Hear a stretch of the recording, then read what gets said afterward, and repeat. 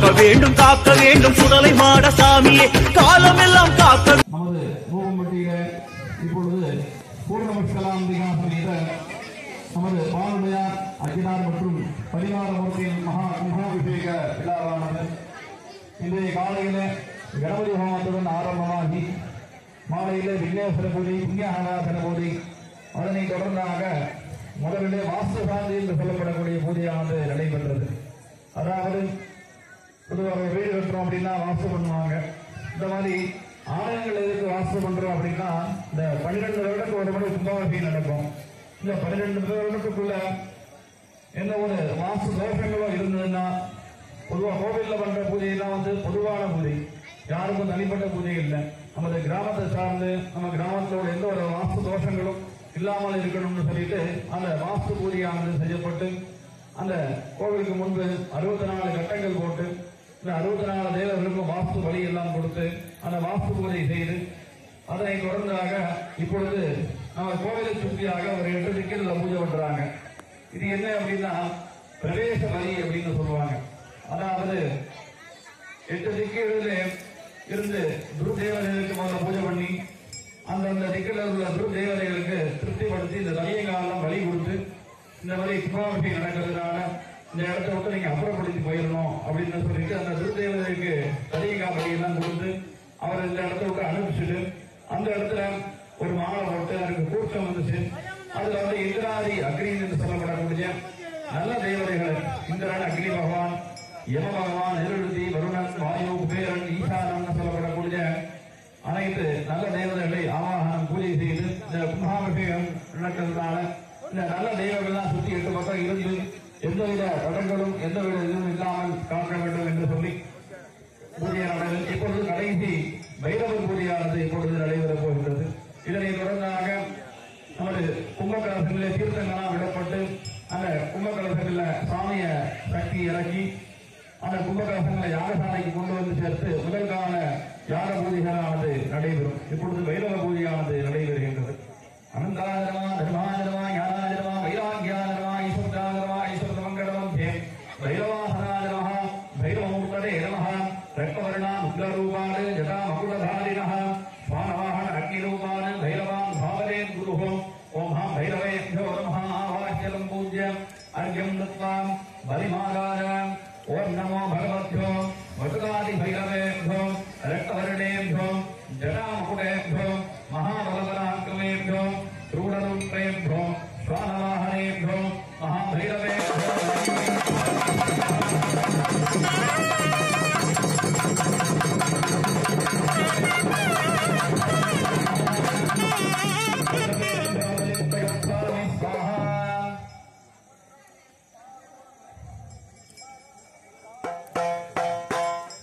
ओम देवराजो नमो